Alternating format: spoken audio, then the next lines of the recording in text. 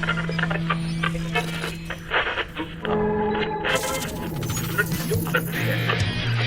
Five Rings Podcast, Road to Tokyo on the Sports Podcasting Network. Your weekly fix leading up to the 2020 Olympic Games with Duane Rollins and Kevin Laramée. Follow us and listen to us live on Twitter at Five Rings Podcast and like our Facebook page, facebook.com/Sports Podcasting Network for more content.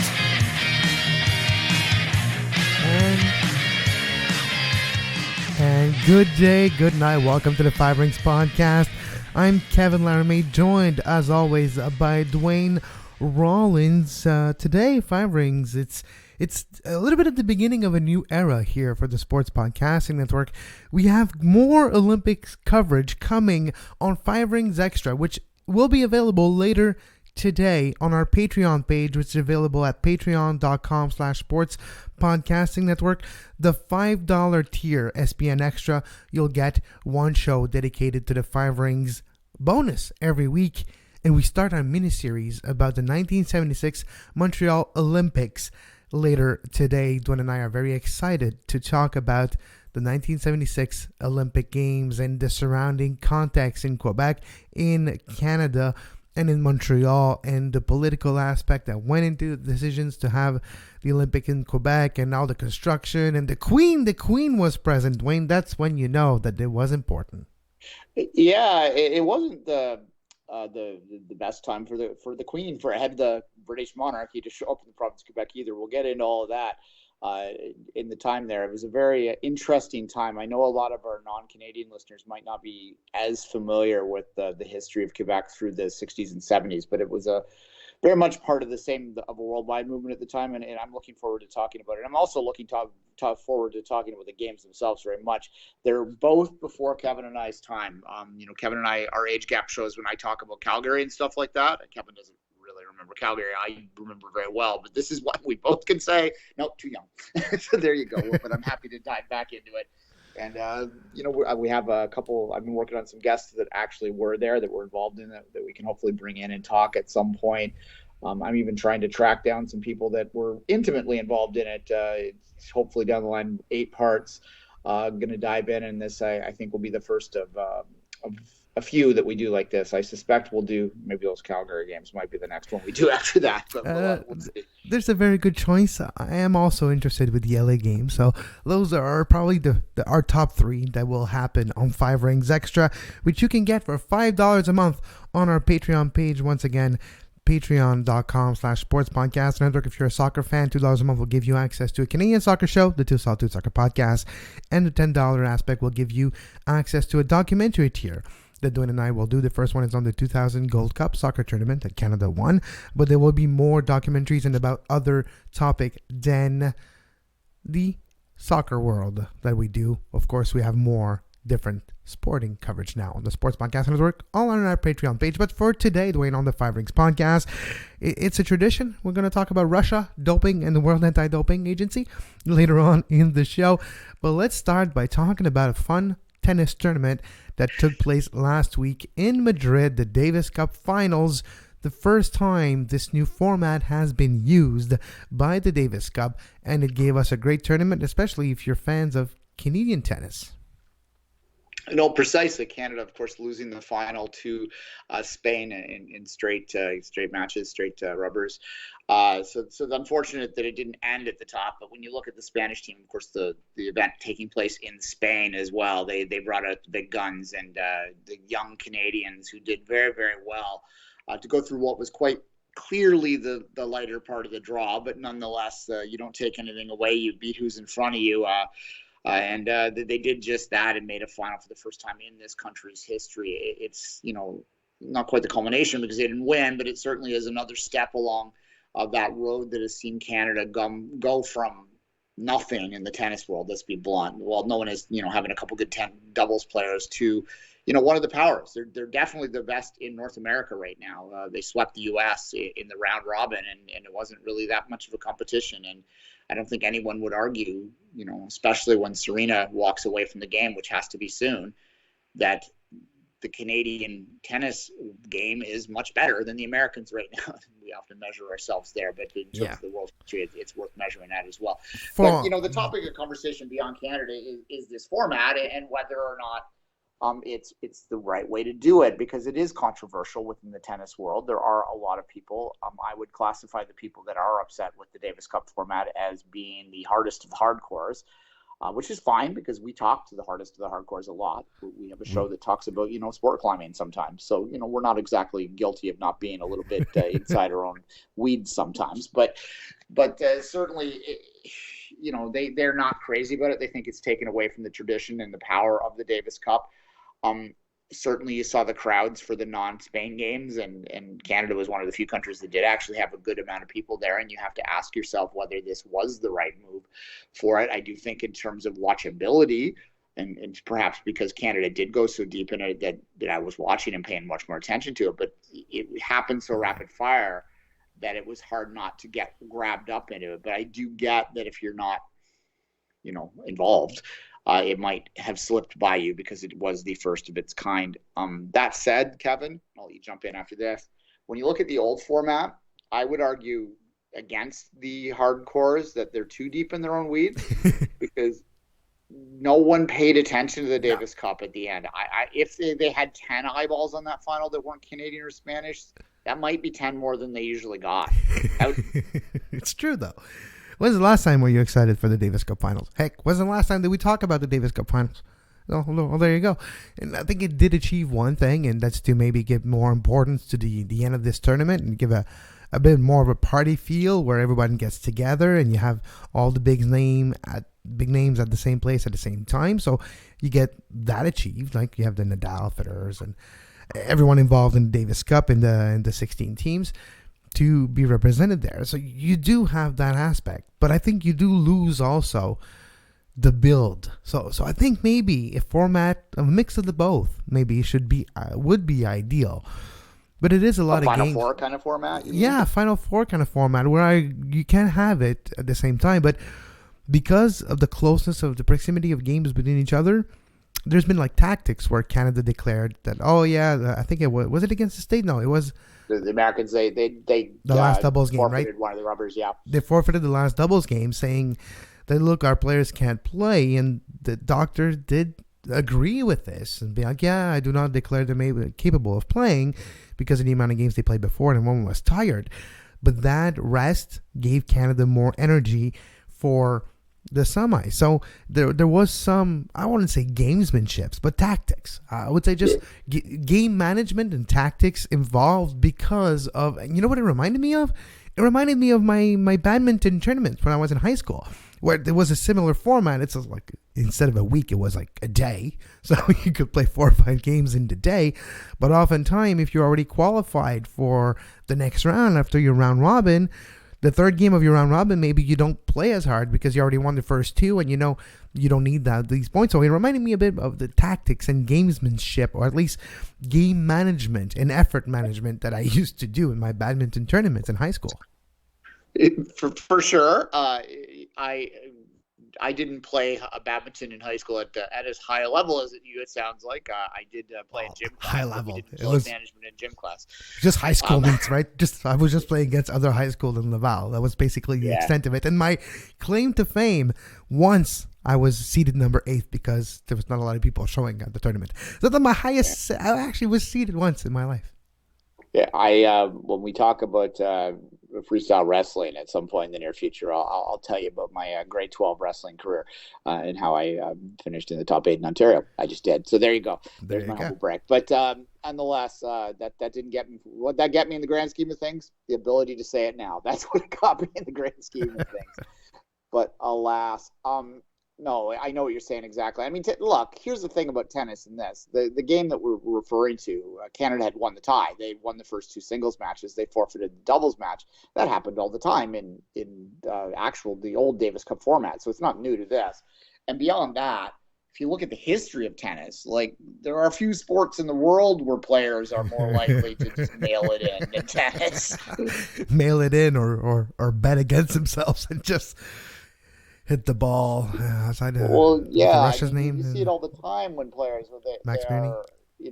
throw a doubles match, or they'll register in the thousands event, but they'll be tired and they can't get a medical clearance, so they'll just like mail it in the first round so they can get a week's off. Like this happens all the time in the sport, so That's true. Not a big problem.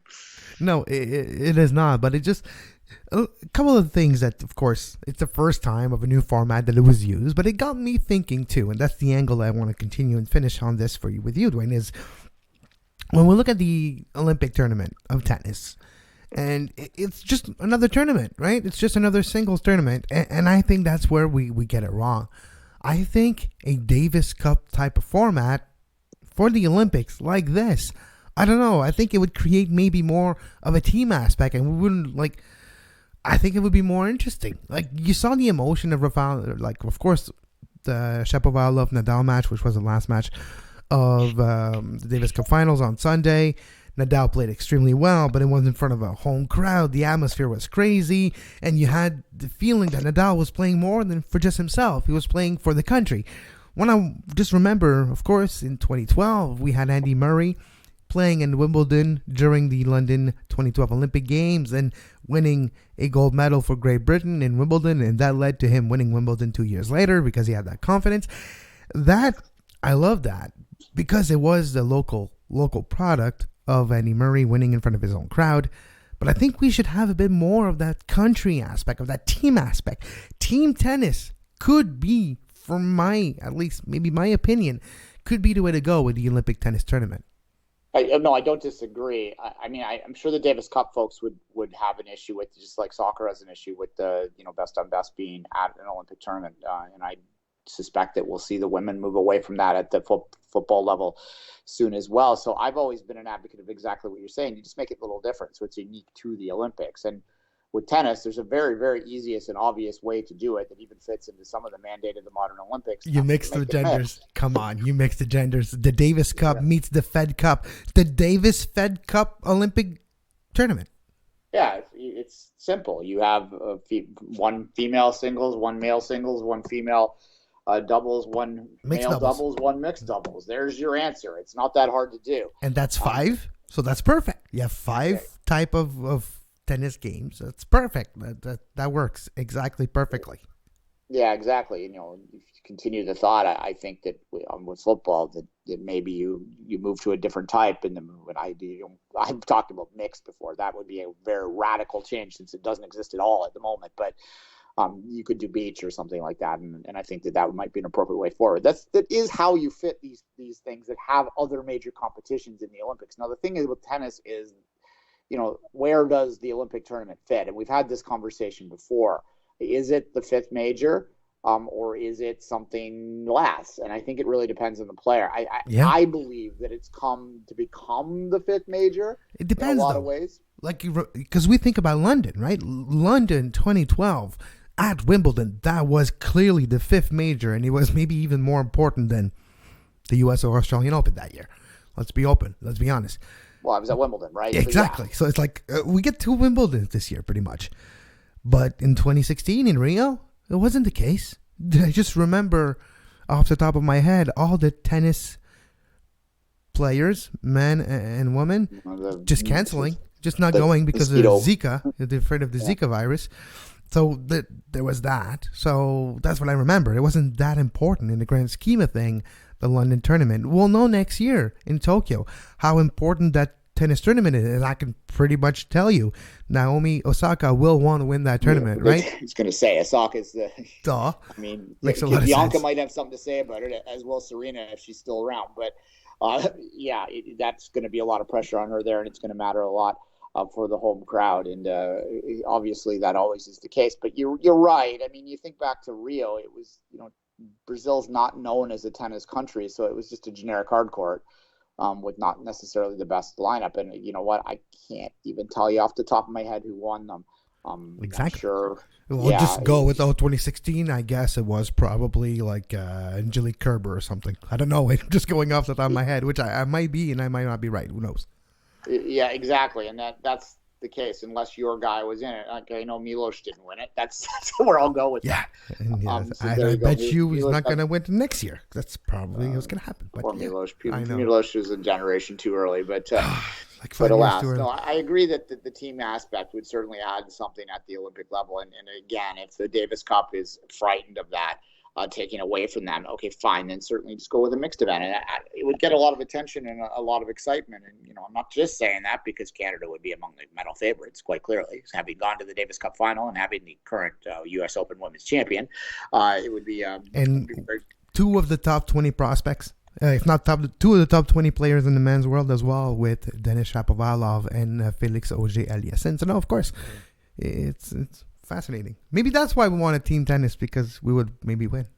Yes, Andy Murray, by the way, won 2016 tennis. There you go. Back to back Olympic gold for Andy Murray. Miana Pugh over Kerber. Kerber was in the final. There you go. I would say that's literally a shot. I was having a crapshoot, and I got it, which tells you how important that tournament was.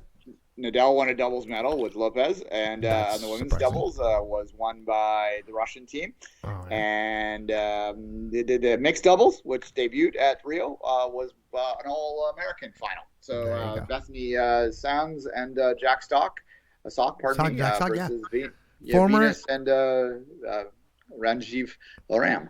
There you go. There's your recap of the 2016 Summer Olympics. I'm sure we talked about it at the time, but...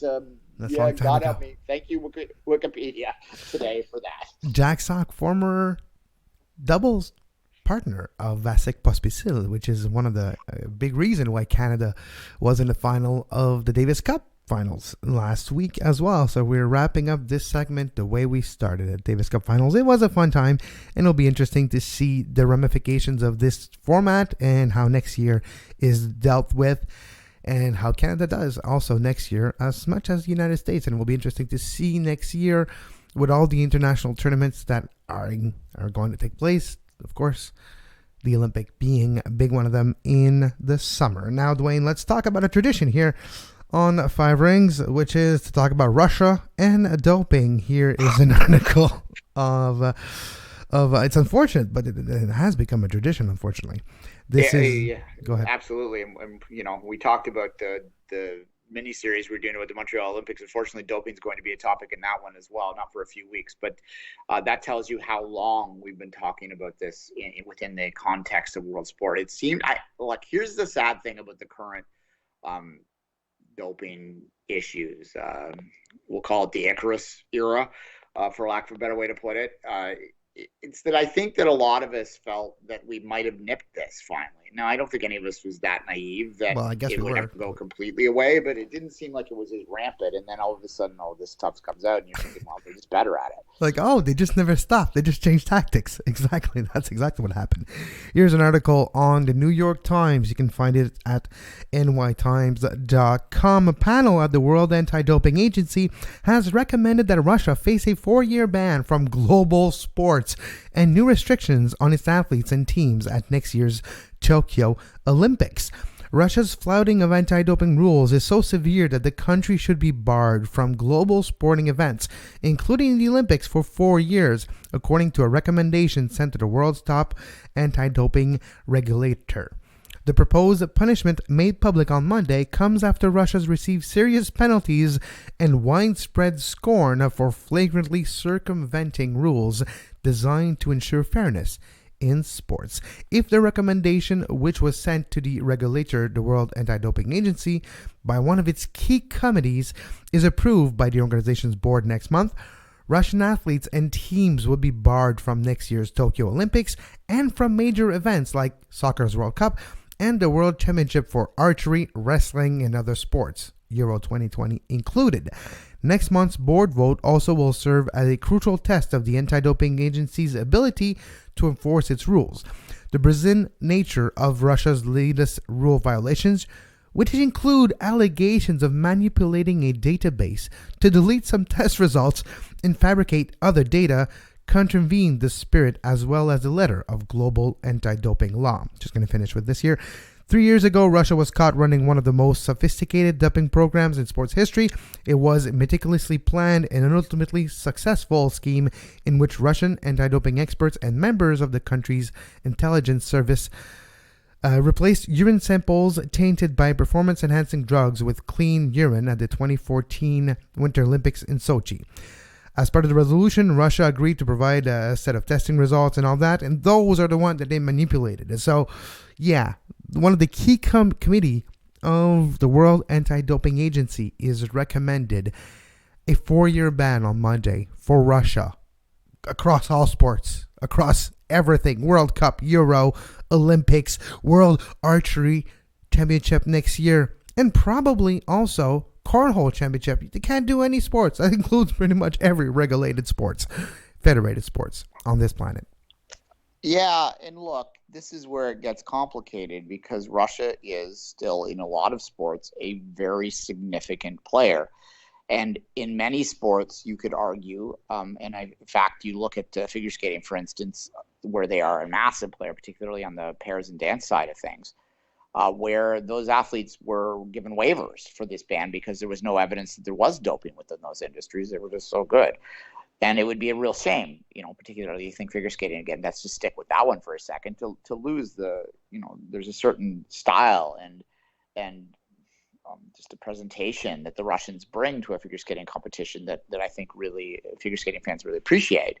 And, if you look on figure skating boards, and I did a lot of research this in the lead up to Pyeongchang, there was a lot of resistance towards banning the Russian athletes. There was a lot of empathy towards the Russian figure skating as they were getting caught up in this because they felt that, these were fans of these athletes and fans of their beauty and their lines and how technically brilliant they were. And within that sport, that stuff matters a lot more than flags.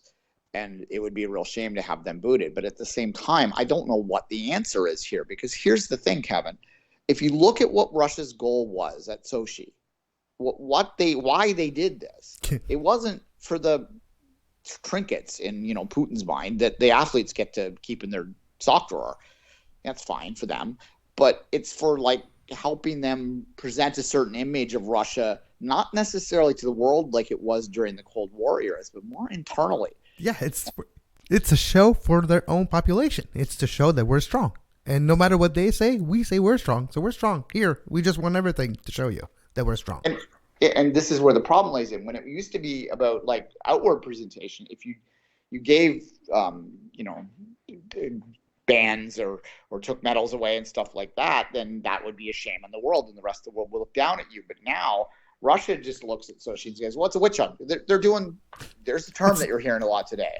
It's fake news. They're just fake news. What they're saying is fake news. We're not doping. We're doing the thing we want. They're just saying it's fake news.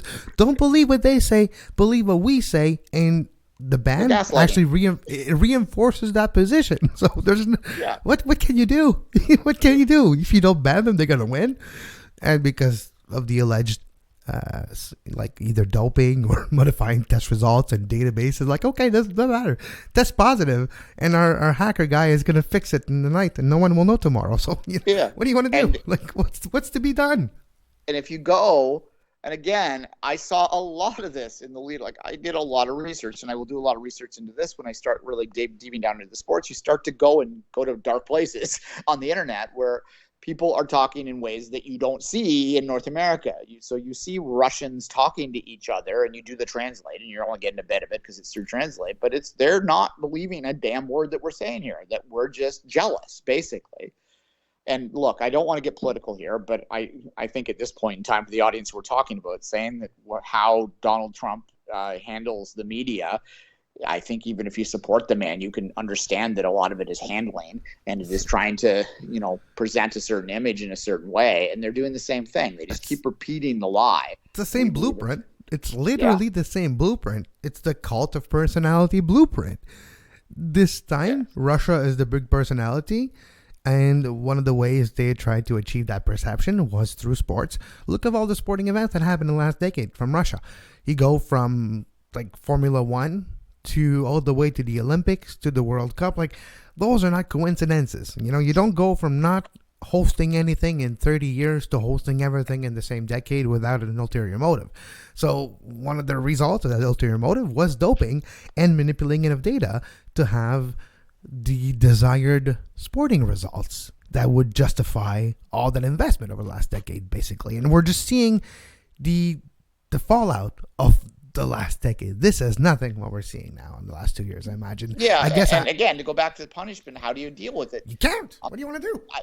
I think the nuclear theory, which is essentially what we're talking about here, an outright ban in all sports, is maybe the only thing that works, because then you're just making them pariahs.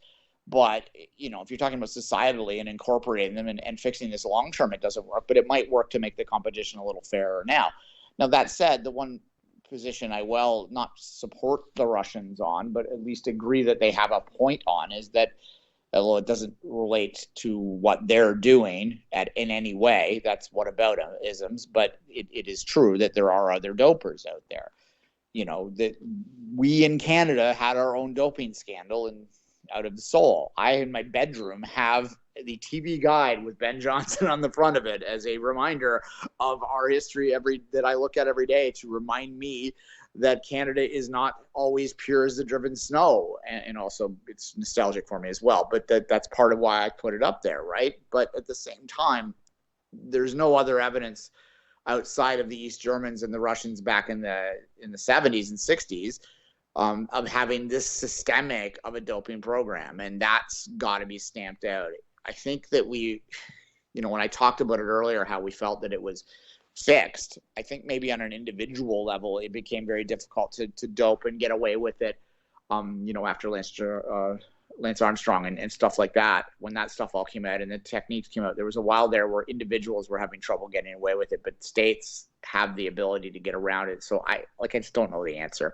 And I don't want to blame the individual athletes either. And I don't want to exclude athletes that are clean, and their current idea where you have to show clean tests for a while. I mean, at the track and field level, I watched the World Track and Field Championships. The Russian athletes were still, and you knew who they were. I mean, there's only one country that has the ban, so it's not hard to tell. Their jerseys are just all white now instead of red, white, and blue. But if they're clean, they're clean, and I guess that's the way to do it. And you know, we saw them compete without colors on a team level at the Pyeongchang Olympics with their hockey team winning. You know, everyone knows who won the gold medal in men's hockey at the last Olympics. Well, other than the fact that the NHL players weren't there, but beyond that, the people that were paying attention know that Germany lost to Russia in the final, not whatever the hell they were calling them at the time. So it doesn't really work on that level, and I'm sure that within Russia they still, you know, cover those athletes that are there competing under the blank slate as Russians, not as athletes of the world, right? So I don't know. Well, we won't solve that problem today. That's one thing for sure. But I think that I don't know if what the committee is recommending to WADA to outright ban Russia for forever. The inclusive part of me, like, well, it's not fair for the clean athletes that are from Russia.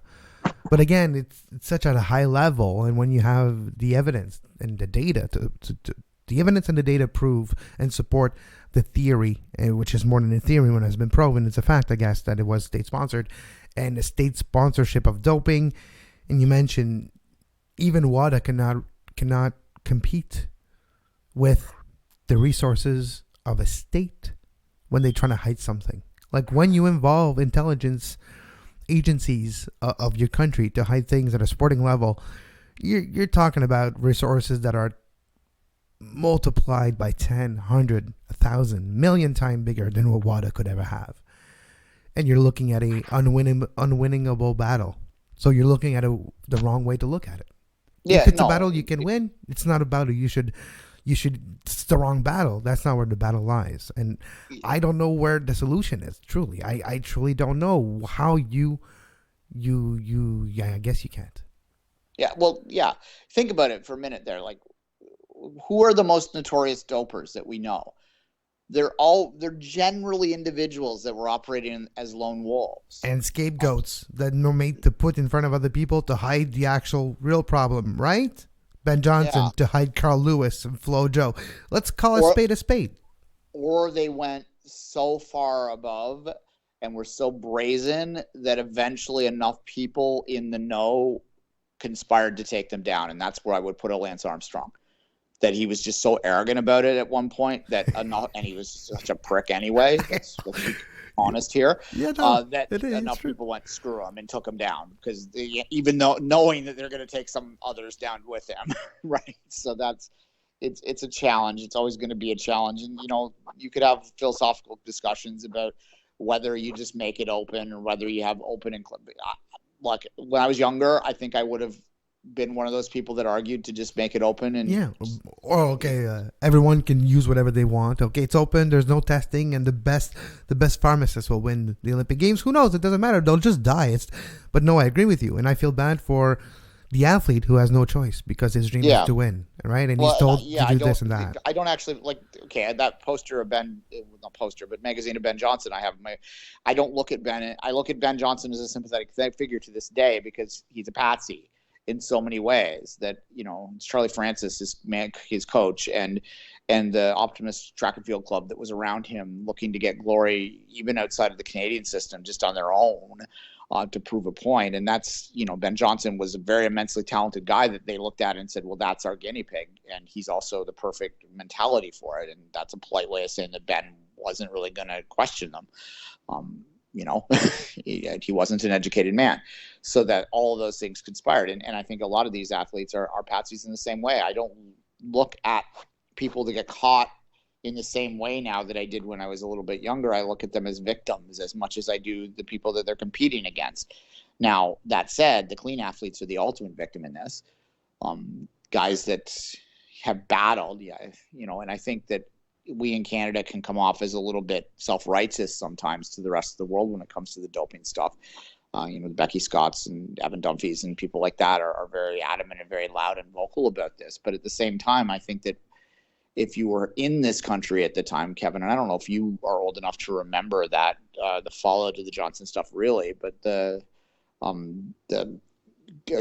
royal report that they had, I can't get the name of it in my head right now. It doesn't so much matter. Yeah, Charlie, the commission. Yeah, I don't remember what it was, but no, yeah, I know what you mean. Yeah. Anyway, it was on television every day. Well, they had a freaking commission for one event. Yeah, it's a royal commission. Yeah, they what the hell is it called? It'll come to me and I'll tweet it out later.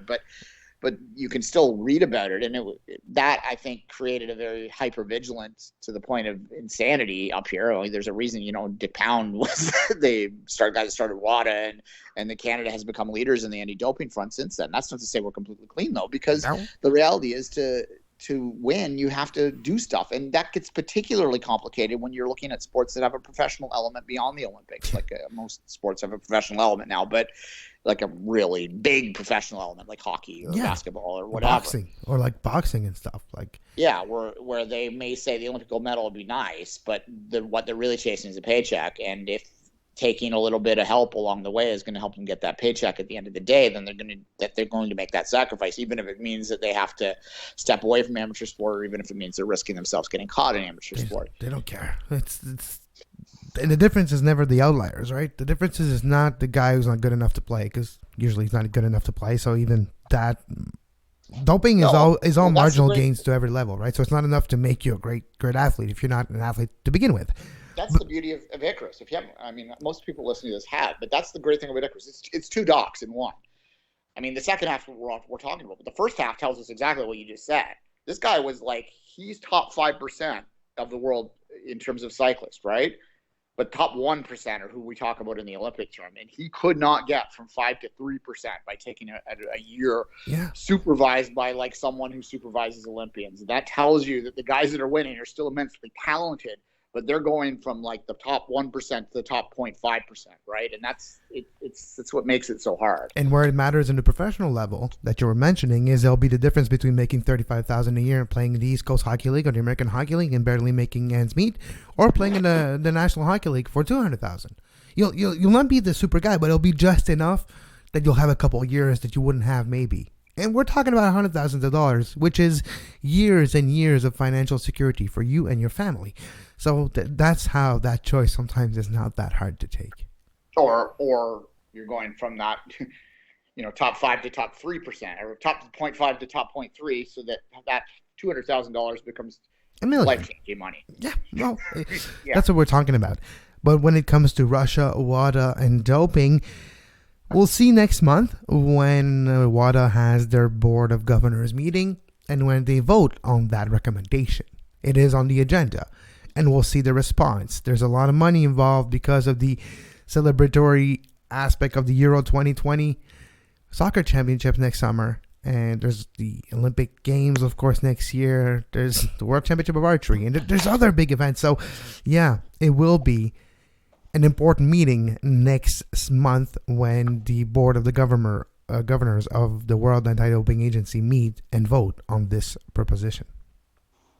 Absolutely, and we'll be there to talk about it because we are the Five Rings podcast, and we go to talk about where other things most podcasts won't. And I should probably have, by this point, a Russia doping bumper. Maybe I'll have it by the next time we talk about it. But as always, you can follow myself on social media at Kev Laramée. You can follow Duane at 24th Minute, and this show at Five Rings Podcast. Later today on our Patreon page for Patreons only, patreon.com/sports podcasting network, the first of our 8-part miniseries on the 1976 Montreal Olympic Games will give you the context of the 70s, early 70s in Quebec, in Montreal. We'll give you also a couple of our opinions of the opening ceremony. It was not quite as elaborate as it is today, let's just put it that way. And we'll have way more on the first edition of 5 Rings Extra later today. For $5 a month, you'll get access to 5 Rings Extra on our Patreon page at patreon.com/sports podcasting network. For Duane Rollins, I'm Kevin Laramée, and until next time, as always, we wish you a great Olympic time, great catch-up, great holiday season, Thanksgiving this Thursday, and until next time, on your podium, folks.